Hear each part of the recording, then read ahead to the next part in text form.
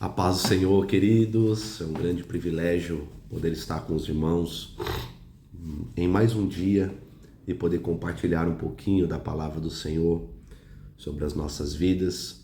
O texto que nós vamos meditar no nosso devocional hoje, Gotas da Palavra, é Efésios capítulo de número 3, versículo de número 14 e versículo de número 15, aonde o apóstolo Paulo, um texto muito conhecido, principalmente o versículo de número 14, o apóstolo Paulo diz assim: por essa razão ajoelho-me diante do Pai, ou em outras traduções, por essa razão me coloco de joelho, ou me prostro de joelho. Talvez algumas perguntas que fiquem no nosso coração é por que o apóstolo Paulo estava se colocando de joelhos, né? Qual que era o verdadeiro motivo da oração do apóstolo Paulo nesse contexto? Talvez encontramos uma resposta no versículo de número 1, que diz assim, capítulo de número 3, versículo de número 1. Por essa razão oro, eu, Paulo, prisioneiro de Cristo Jesus, em favor de vocês, gentios. Então, talvez uma das possibilidades aqui é que o apóstolo Paulo estava se colocando, se prostrando de joelhos pelos gentios, né? Mas, pastor, o que tem a ver isso com o contexto familiar, né? No versículo de número 14, o apóstolo Paulo diz que ele se coloca de joelhos diante do Pai, ou seja, se prostra diante do Pai. Mas no versículo de número 15 diz assim: do qual recebe o nome toda a família nos céus e na terra. E ele continua dizendo: olha, eu me coloco de joelhos diante do Pai, do qual recebe o nome toda a família nos céus e na terra. Aqui existem várias vertentes teológicas desse texto, mas eu quero tomar uma que talvez faria mais sentido para nós hoje, que seria a questão da nossa adoção. Todos nós sabemos que nós fomos adotados, e somos participantes agora da família de Cristo.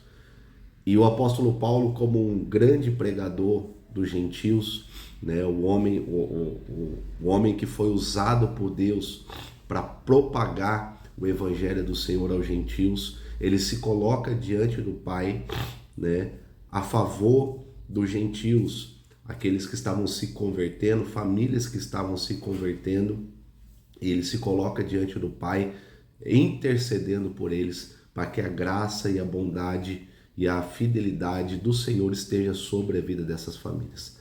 O que nós aprendemos nesse texto, por exemplo?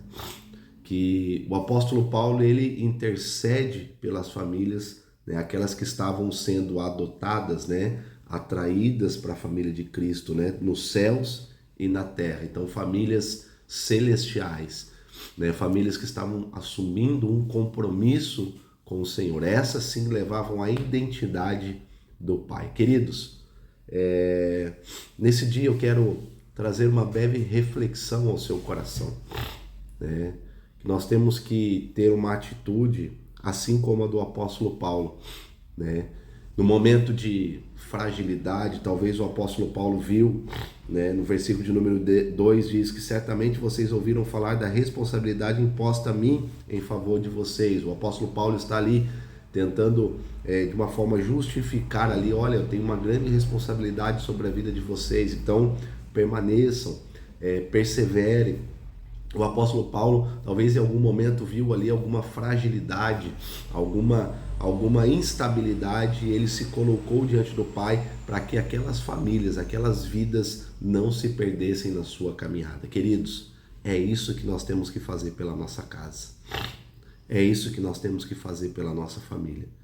Em todos os momentos, se colocar diante do Pai e clamar a graça do Senhor sobre a nossa casa. Queridos, batalhas, no reino celestial são vencidas com jejum e oração. Batalhas no reino celestial, elas são vividas com jejum, consagração no Senhor. Se você quer viver coisas grandiosas com o Senhor, então comece a buscar a presença dele. Se você quer que a sua casa viva coisas extraordinárias, comece a buscar a presença do Senhor dentro do seu lar. Um compromisso assumido, firmado dentro da sua casa. E você vai ver a mão do Senhor sobre a sua família. O apóstolo Paulo, o apóstolo dos gentios, se coloca de joelho diante do Pai a favor dessas pessoas, dessas famílias, para que a graça do Senhor esteja sobre a vida deles. Versículo de número 16 diz assim: oro para que com as suas gloriosas riquezas eles os fortaleça no íntimo do seu ser, com poder por meio do seu Espírito. Que o poder do Senhor esteja sobre a sua vida e sobre a vida da sua família. Mas para isso, pai, mãe, filho, você precisa se colocar de joelhos diante do Pai e interceder pela sua casa e pela sua família. Que Deus abençoe a sua vida, Deus abençoe a sua casa e a sua família. E até o próximo Gotas da Palavra. Deus abençoe, um forte abraço e fiquem com Deus.